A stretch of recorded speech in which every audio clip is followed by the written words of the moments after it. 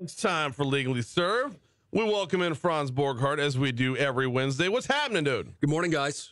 Good morning, Alondra. Good morning, Brian. How are you guys doing? Doing well. How about yourself? Dude, I'm amped up. Why are you amped up? I'm amped up because the topic we're going to have today amps me up a little bit. Okay. Not so much the dog killing the little girl, although that does upset me greatly. Yeah. But I think what I'm amped up about is the fact that citizens get more amped up about the negligent homicide cases than the brutal crimes of violence cases. And maybe it's because we're so desensitized to the brutal crimes of violence cases. But if you think about it, we've gotten more viewer comment attention. People are more fired up about a little girl that gets killed by a pit bull or about some beautiful teenagers that get killed by a law enforcement officer who's not following good safety procedures. protocol. Right. Yeah. No. But here's the thing, though. I will push back in this regard. Okay. We do get amped up about violent crime when that violent crime steps outside of what you would call high-risk scenarios. Okay. A drug deal gone bad? Yeah, that needs to be cleaned up. We need to prosecute those who commit crimes. But at the same time, though, it's hard to get emotional about something when you know the scenario plays out to that particular end so often. When you have violent crime that spills over outside of the world where you would expect the crime, like, I don't know, let's say a college student stops at the railroad tracks and gets gunned down. I mean, full on, like, Sonny Corleone in the Causeway. Leave the gun. Yeah. Take the cannoli. It just, I would say the level of outrage about that would be on the same level as this. So I think more. I think in some of the Facebook viewers who are participating live stream have it right. I think to some degree, if you're in the game and something happens, it's like The Wire, right? The game is the game. Yeah. To another degree, the little girl that's playing in a family member's yard doesn't sign up to get mauled and killed viciously by a pit bull. Exactly right. Right. Yeah. So, okay. I think the difference isn't in the crime that's committed. The difference is in the victim. Right. We're going to talk about all this, but here's my question. Yeah. Here's my question. Do the negligent homicide folks need to go to jail? Or, because look, you can sell drugs. You can burglarize a house and get probation in this state. Okay. I could break into the Haldane household, take a whole bunch of stuff, victimize you, make it to where you're never the same in your household again, and I can get probation. If I do an act of gross negligence, I can go to jail. Okay. 0 to 5 years. Yeah. You know the difference there? People versus stuff. Well, okay. I can take a baseball bat and hit you in the head, and you have serious bodily injury and possibly end up with probation. And nobody's screaming, put him in jail. That's not right. And people would be screaming. Well, not if you hit me in the head, people would be cheering you on. But just in general, hitting somebody in the head with a baseball bat, going full, Robert De Niro and the Untouchables. Yeah, by the way, these are just things I think about. Like, I'm just going to keep referencing mob movies, apparently. Yeah. Leave the gun, take the cannolis. All right, so you know the deal with the little girl that this is where I should have let you set this up first. Yeah. No. How much time we got? 1 minute till break. Yeah. So basically, long story made short, somebody doesn't secure a pit bull, whether it's not closing the gate, whether it's not locking the gate, whether he dug a hole under the fence, whatever the case. Right. Negligent in keeping the dog. Right. Yep. Dog gets out and does what? Kills the little girl. Yeah. And so he has been arrested and charged with negligent homicide, which fits a gross deviation from a standard of care, right? Right. This is the second week in a row we're talking about negligent homicide. We talked about it last week in the context of what? The law enforcement officer who ran the red light at 86 miles per hour, smashed into a car, killed 2 girls, and left a boy in critical condition. Absolutely. Yeah. Yeah. All right, tell you what, let's pause here. We're going to do a full reset on this specific news story when we come back, the specific tragedy when we come back. He's attorney Franz Borghardt. We break it down from a legal perspective every week right here on Talk 107.3 FM. Right now, here's ABC News.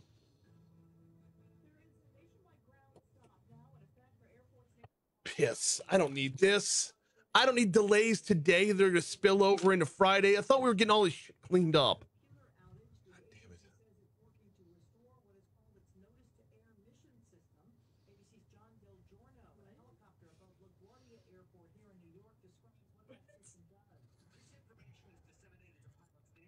I'm going out of town this weekend. By the way, Galen can you says, produce this show Friday evening?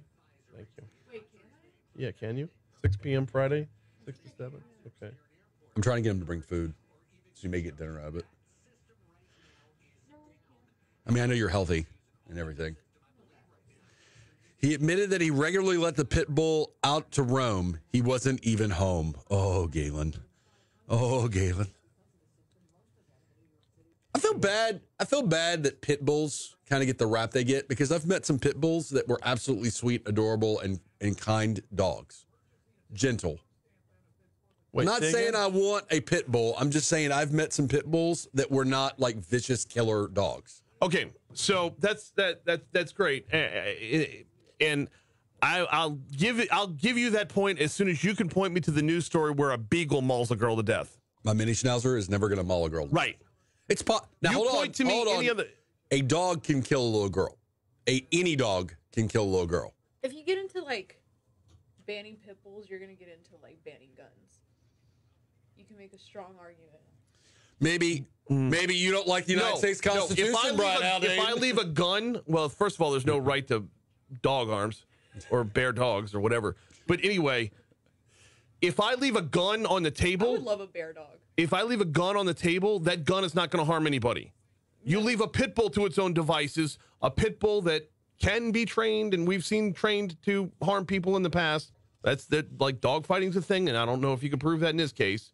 Yeah. But if a pit bull is generally a docile animal, it gets that way some way. Yeah, but sometimes good people have guns, and sometimes bad people have guns. And if you leave that gun on the table, you could be negligent if somebody picks up that gun. No, if my kid gets a hold of my gun and kills somebody, Franzi's getting charged with negligent homicide. Yes, absolutely. Yeah. But someone else, another person has to intervene in order for that to happen. A gun isn't going to hop up and shoot somebody on its own. A dog can. A dog can shoot somebody on its own? Kill somebody, excuse me. Love it. Well, love the conversations this morning. 5-hour energy drinks all around. I need more. Yeah, I didn't even get coffee. Well, I made a fresh pot, as I do every single morning. Are you the guy? Are you the only guy that makes the fresh pot? Do other people make pots, right? At some point during the day, I think somebody else makes a pot of coffee. Okay. Inevitably, I hear that in every office where they're making pots of coffee, there's like 1 or 2 people, men or women, that make the coffee, and nobody else makes the coffee. Yeah. But the other people will be like, "Why don't we ever make coffee?" Yeah, because you didn't make any yet, ass. I know. I love life.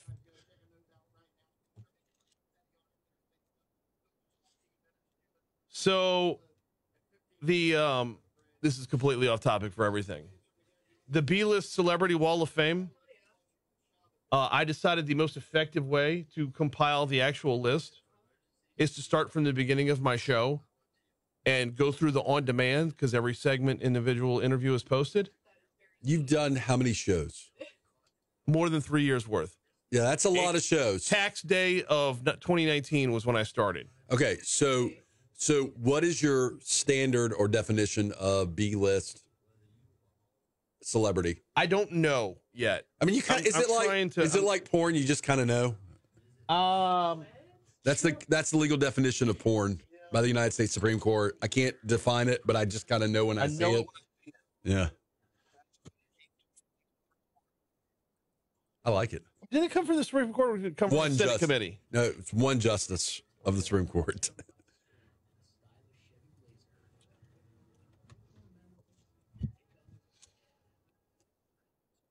Have you had any A? You've had a lot of B-list celebrities. So it depends on what you consider an A-list celebrity. That's anyway. The point of this is the number of pages worth on Talk's website. Yeah. 623. Yeah, I'm going backwards. One page at a time. Tedious. It is very tedious. No, I got this. You should take a picture of every single celebrity and make one of those. That's what we're gonna do. Yeah, but then make a picture of the pictures. You know how they use pixels? There's a... Okay. Shut up, Franz. That's all, I mean, 600 pictures is going to be a lot of pictures. I mean, if you there's 600 pages of interviews, but a lot of them are like this segment or DC Current or wow. Before we called it a cup of tech gumbo, it was just tech talk. So lame.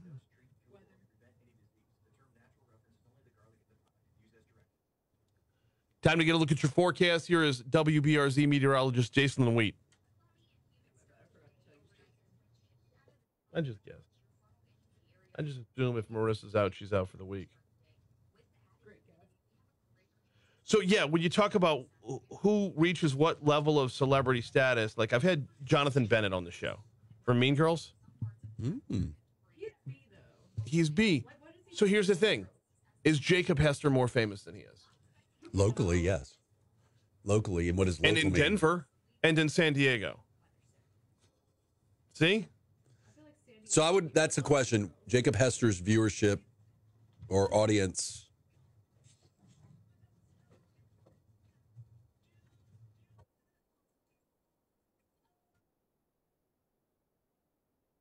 Jacob Hester more famous than Treat Williams. Who? Treat Williams? Yeah. Well, look him up. You'll know him as soon as you see him. 68 degrees in downtown Baton Rouge. 637 Talk 107.3 FM. Mornings with Brian Haldane rolling right along. Attorney Franz Borghardt in for Legally Served, as he is every Wednesday. So, while family members, classmates, school teachers, and other loved ones mourned the loss of Sadie Davila, the owner of the pit bull terrier that killed the 7-year-old, battled to get out of jail. Sadie, a first grader at Woodlawn Elementary, was attacked by an unleashed pit bull Friday as she played outside a family member's home on Kendallwood Road. Eric Chinchilla Lopez, 20 years old, was arrested on account of negligent homicide this week as a result of the mauling. He made an initial appearance in court Monday where a judge set his bond at $7,500. The rural neighborhood where Lopez lives and where little Sadie died is made up of a series of wide lots along a bend in the Amite River overhung by towering trees. Occasional passing cars and what sounded like barking dogs broke the silence Monday morning. Runners came and went from the entrance to Breck's Kendallwood Conservation Area. The Advocate story goes on from there. But this is the story that we're talking about. Little 7-year-old in a family member's yard playing, was it dress up or fashion show or something to that effect? Just playing, just loving life, just enjoying things without a care in the world. Mauled and killed by a pit bull.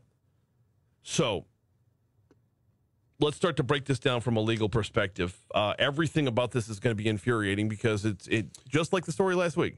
Well, it's negligence. So it's all about how that dog got out and was unsupervised. Mm-hmm. Do dogs, okay, let's if you're a dog owner and you tell me your dog has never got out, or more particularly has never gotten into a place they weren't supposed to go, I call BS. Yeah. Now, that being said, this is going to be entirely fact specific on how that dog got out. Yeah.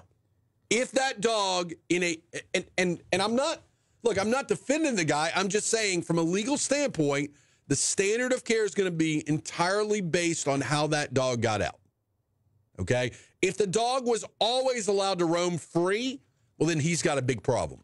If the gate was open, he's got a big problem. If the dog dug a hole underneath a gate, well, then the question becomes is, how long does it take for a dog to dig a hole underneath the gate? Right, and what kind of daily surveillance do you have to do of your yard to go behind your dog, which you believe is safely kept locked up? Right. This is not. We don't live in a cartoon world where a dog digs a hole in a gate in 5 minutes. Right. There's another part of this story that I know pit bull owners are going to get upset about, and that is every single time there's a dog attack. I shouldn't say every, but the overwhelming majority of times that there's a dog attack, it's a pit bull. And at a certain point, should pit bull owners be held to a different standard than, say, I don't know, a Labradoodle? Franz, you remember the last story? Remember that last time when the Labradoodle killed a kid? I was just at WAFB the other day. Talking about Labradoodles? Talking about Labradoodles. Yeah. So there are a lot of breeds that could be dangerous, though. There are a lot of big dogs that a Weimaraner have proven to be. Well, I mean, look, are you telling me a Weimaraner, which is a big breed dog? They're big dog. They're so sweet. They're so sweet and dumb looking. They are dumb looking. Yeah. Weimaraners, I would absolutely believe that a Weimaraner could kill a little girl. Okay. Let's do a quick Google search. Cujo was fictitious, and that's my favorite part about this because somebody always goes to Cujo. Well, ravenous dog. Yeah. Yeah, but so also you have something different there with the rabies, so that changes the game as well. But Cujo wasn't real. This dog is. So again, it's entirely going to be contingent, Brian Haldane, on how that dog got out. Because it's going to be an affirmative defense for this guy to say, look, I'm a dog owner. I do these things. I do these safe things. That is Alondra just pulled up a Weimaraner on the board. It is one of the sweetest, innocent, dumbest looking dogs ever. And they're very smart. I hear they're needy too, though. They're very needy. And a big dog that's needy is, I'm sorry, did you just say sounds like you, Alondra? Wow. I was just going to say. I don't know which of us she was talking to. A big dog that is needy. Yeah. I didn't say a big Alondra that's needy. A big dog that's needy is a lot to deal with. Now, remember that movie Best in Show? Yes. Yeah, the Weimaraner caused a couple to get divorced. Like, the dog was that needy. What do we do? So I go full circle. What do we do with this guy? Let's say he gets convicted or he pleads guilty. Mm-hmm. Okay. Do we really need to put this guy in jail for 0 to 5 years? Like, if we're not willing to put other real criminals, like, this is a criminal act, but, like, are you going to say, look, does a negligent criminal act a criminal make? That's my real question. Okay, so there's going to be more questions about this. It's not just how the dog got out. It's how the dog got to be a killer. Right. You talk to any pit bull owner who's probably already ticked off that this happened because my pit bull's a sweetie pie. Thanks, buddy. Yeah. Thanks. Well, no, but they'll tell you, pit bulls are docile. Pit bulls are loyal. Pit bulls are wonderful. Okay, then how do they turn the corner? Are you training this dog to be that way? So when it comes to the difference between negligence and intent, and we went through this last week with the police officer who ignored protocol, allegedly ignored protocol to slam through a red light and kill 2 girls. If there's intentionality when you hit the gas pedal, there's also intentionality in the way you breed your dog or the way you raise your dog, the way you train your dog. So I just got one of our viewers, Keith, sent out a statistical list on this is why you need to be on Facebook Live, right? So, and I don't know the source of this. Pit bull deaths, 284. Oh, I have it in front of me. It's from the Associated Press. Yeah, Rottweilers, 45. Yeah. German Shepherds, 20. Right. Mixed breeds, 17. I don't know what big mixed breeds. Yeah, and you could have pit bull back in the mix on that. American Bulldog, 15. Mm-hmm. Mastiff, which is surprisingly low. Those are big dogs. Yeah. 14. It's not the size of the dog in the fight, though, Franz. Oh, gosh. And then a Husky has 13. Yeah. So when you break that, you break it down by number. After 284 with pit bulls, the next one down is in double digits, so triple digits, all the way down to 45. So this brings us back to the conversation that Alondra alluded to earlier, which is because one owner does not care properly for this pit bull. Does that mean that everybody shouldn't have pit bulls? Does that mean if one negligent person does something with, I don't know, a dog or a gun, does that mean everybody else? I can't get on board with that because if you say one person, you're ignoring that 284 number that's in the story from actually dogsbite.org. It's an annual fatality report. I believe that dog bites. By the way, those numbers, that 284 number runs roughly over the course of a decade. So I don't want to, okay, well, that changes things a little bit, right? Yes and no. It doesn't change it because the number of Beagles and Dachshunds and Yorkies that aren't on the list remain not on the list. It does change things in the fact that statistically then, well, hold on. But statistically, that makes my question viable, right? If that number is over a 10-year period, should something like this make it to where people can't have pit bulls? Because to that one family, they may have a strong argument about it. The question that comes up about that, though, is, first of all, how necessary is a pit bull? I mean, if you're getting a dog. Not as necessary as the AR-15. Okay, I'm glad you brought that up. How many untouched AR-15s have killed people? 0. I love AR-15s. 0. By the way. Just for the record. No, but you know the argument. Oh, crud, we got a break. All right. We're going to pick this back up because you knew the conversation was headed in this direction. He's attorney Franz Borghardt. We do Legally Served every Wednesday. We're back next. Joshua DeQueer says, I'm sorry, guys.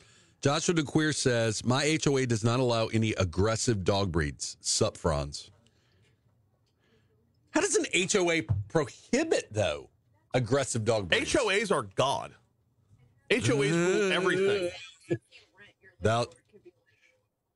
No, I'm sorry. HOAs believe they're God.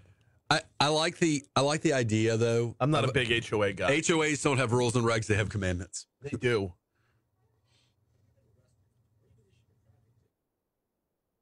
Ed says, yes, it is a dangerous breed. Unfortunately, some folks just don't want to acknowledge it. I mean, well, I don't think it's a question of whether or not it's a dangerous breed. But I think you're right. If we see that this guy was getting into was hosting illicit dog fights at his house, and I have no evidence to support that, well, that changes the scenario from, hey, he just had a pit bull.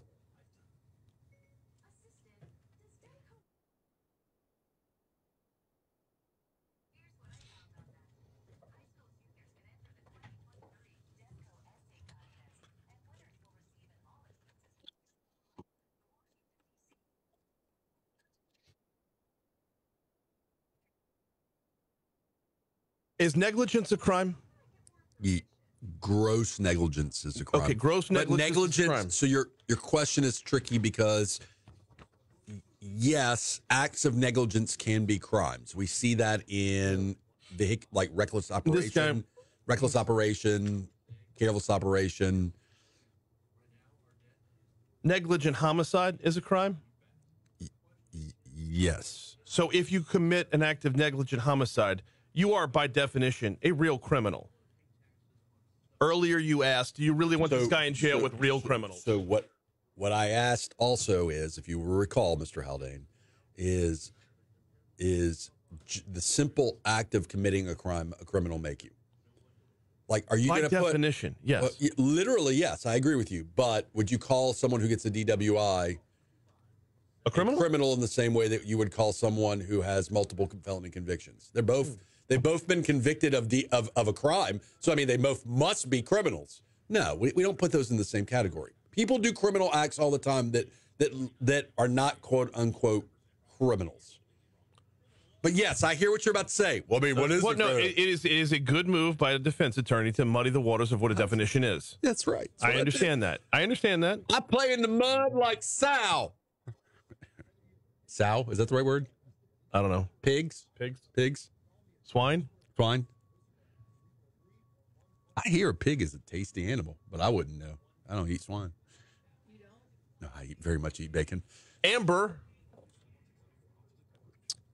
hits the nail on the head.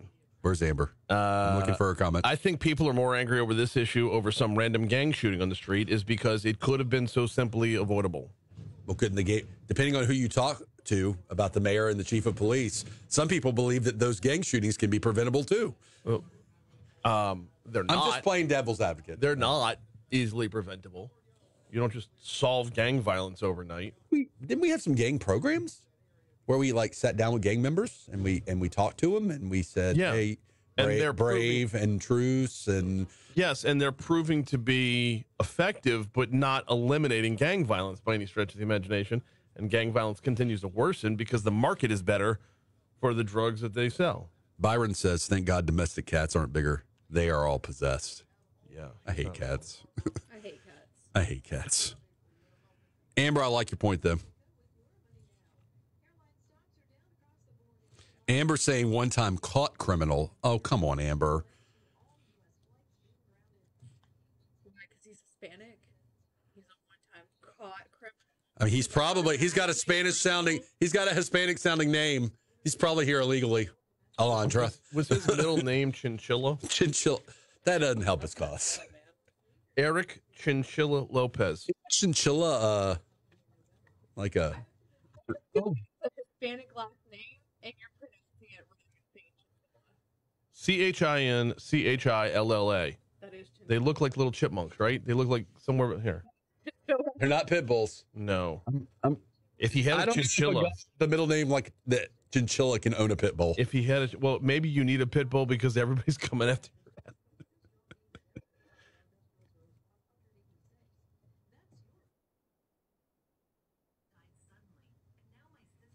You know what song I've had locked into my head recently? I cannot get it out. Barracuda. You know why? Because you're driving up and down Government Street, and there's a new. Every time I drive past it, I'm like, Fisher. I was playing Barracuda from Trolls World Tour, and Fisher got real. My 7-year-old got real pissed because I was blaring it in carpool. We're going to the Symphony. The Baton Rouge Symphony is having an event at Our Lady of Mercy today. Fantastic. They are? Yeah. 7:30. Strings. Eric is a parishioner. Okay. Wasn't a free event. Had to buy tickets. I didn't know this was going on.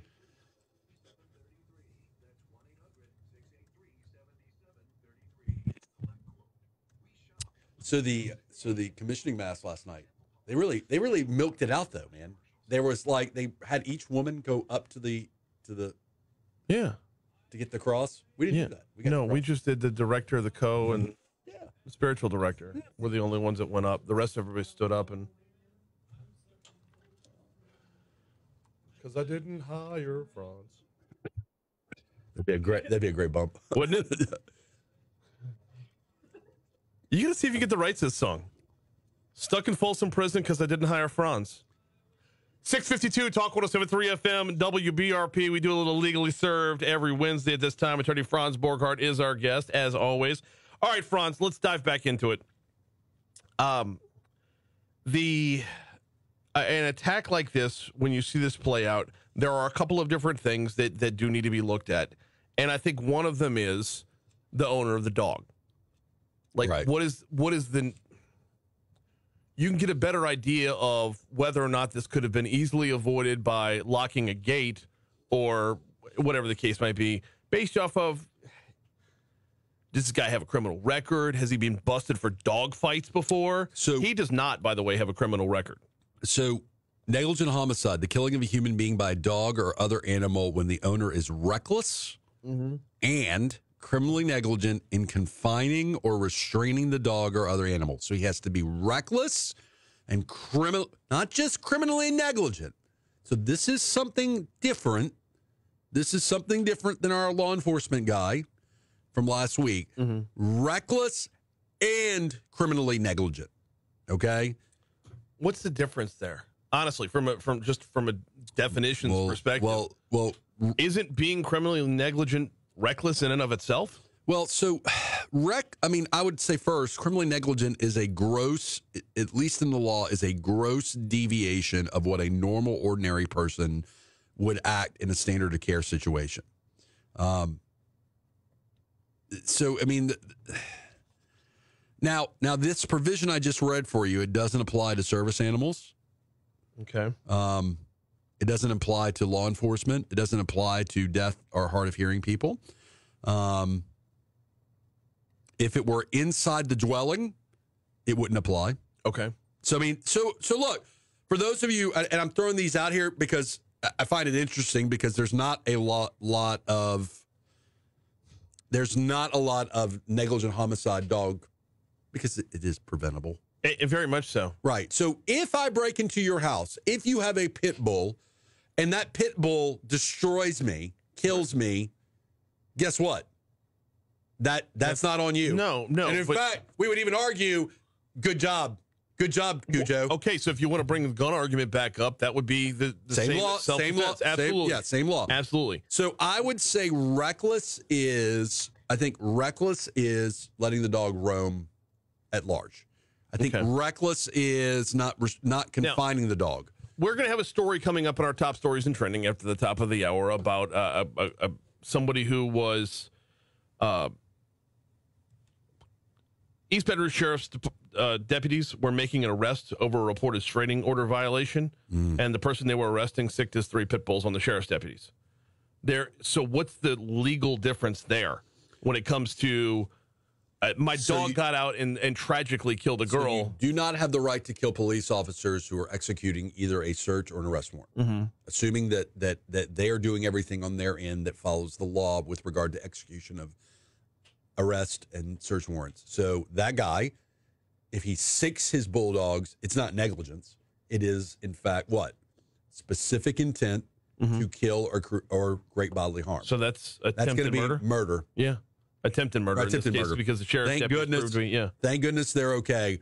I think you have a strong argument for attempted murder or they're certainly dangerous weapons. So you have a strong argument for what we would call aggravated second-degree battery. Okay. Depending on their level of injuries. But yeah, that's different though, right? That's different. Nobody is saying that Chinchilla or whatever Mr. Lopez. Yeah. Nobody's saying that Mr. Lopez saw the little girl and said, "You know what? Sick him." And nobody is saying that. No, I know. And that is a big difference in the story. Right. The two stories is, and also the fact that the guy doesn't have a criminal record before this. I mean, granted, he's only 20. So here's the thing. I always bring up, if you always wonder, why are you bringing up the jail side of this? It's because that's the end game, right? Like convicting the guy, he's presumed innocent, but convicting the guy, that's one level. But the end of this is, if he is convicted, what do we do with him? Right. Like the drug dealer who gets probation for selling drugs, who gets probation, that's one thing, right? But the guy that this may never happen in this guy may never touch the justice system again, right? I mean, possibly. Possibly. Maybe. Right. There's an off chance that he never touches the system again. Right. Do you put him in jail? There has to be punishment for the crime. Well, probation's punishment. Probation. The level of being supervised by a probation officer, having to pay money for death. Yes. A life has been lost. Okay. That needs to be raised to a level of acknowledgement that we value life around here. So your listeners and you hear me say this, not that I agree or disagree with it. People who commit negligent homicide are probated sometimes. It does happen. This is not, so when you're like, well, that never happens. I just want you to know that people who commit negligent homicide are probated. Even when they don't hire you?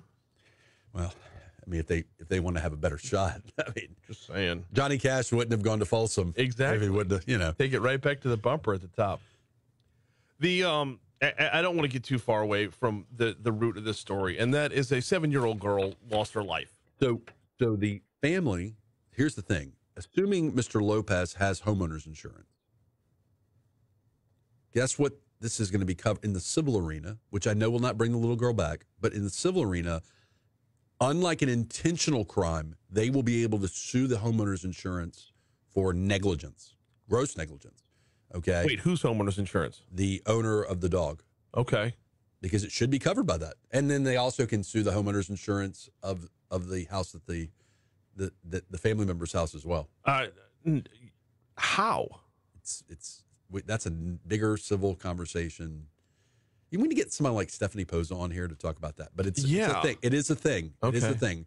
Because it's not an intentional tort. If you ever wonder, like, why are homeowners insurance covering a intentional murder that happens on a premises? Because you're going to blame the homeowner's insurance for something that they had nothing to do with? But your insurance covers you for your acts. So the guy who owns the dog, you don't have to like it. I'm just telling you. No, I know, but I get it, and it explains why we're as jacked up as we are, because the guy who owns the dog may not get punished, but the homeowner's insurance likely will. Well, they're covering him. He's attorney Franz Borghardt. We do legally served at this time every week. Stick around on Facebook Live. We're going to continue for a minute or two in the break. Right now on air, here comes ABC News on Talk 107.3. Chinchilla. God, you got to change that name. Yeah, you do. Couple of more comments that I wanted to get to before. Alondra, I want to ask you a question. Your comment that says, how many people who have killed someone intentionally are walking around free right now? What does that mean? Because you were saying, like, man, I don't even remember what you said. I don't understand the nature of the comment. Like, is it because you shouldn't send this guy to jail because people who've killed people intentionally are walking around free? No, that's not what I'm saying. Okay. I'm saying that's like an argument that people can make.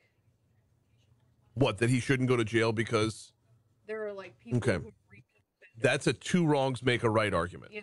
So what would benefit us all is maybe 1 week, maybe not necessarily next week, but 1 week, I break down what are the factors the judge considers in sentencing someone. How does a judge put someone in jail versus not put someone in jail? In this case, by the way, in state court, they can negotiate whatever they want to negotiate. So they could negotiate, hey, if you're and is there a value for this guy stepping up and pleading guilty? If he pleads guilty and doesn't put them through a trial, is there a value to that in terms of his sentencing? As this particular case goes on, I think what we're going to find out is this was just a tragedy. And it was possibly avoidable, but you feel differently about this one than the like you asked, like, should he be in jail? I believe there should be some jail time attached to this. When a life is lost, that has to have significance to all of us. We can't dumb that down. Yeah. Because the law allows you to dumb it down. Yeah. Well, the law allows you to not dumb it down as well. Just because the law allows it doesn't mean you have to walk down that path. It's good for your batting average. I'm just a bill. That's sorry. When you say the law allows it to be just probation, I'm saying it doesn't gives leeway. It doesn't prohibit. A judge does not have to put this person in jail. The judge has discretion to do 0 to 5 years in jail, and 0 means what? Probation. Yeah, right. And that's what I'm saying. When you have that level of leeway, when you have that, here's your window. Okay, well, a life was lost. That can't be this end of the spectrum. We understand that there's this end of the spectrum as well.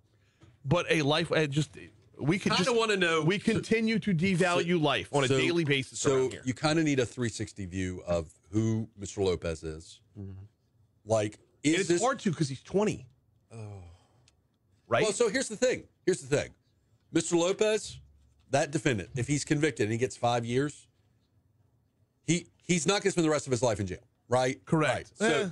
But at the same time, though, the rest of his life is going to be a ton harder. So this isn't going to be isolated. So where do you want him to be at the end of all this? That's really what I like to get at. What's the trajectory you want him to? Could he thrive on probation? Could he show the court and the citizens of Baton Rouge, hey, I'm reformed. This was a freak out. There's just a lot of questions and topics to come up. Anyways, I'll see you on Friday. I'll try to get him to bring some food. Dinner.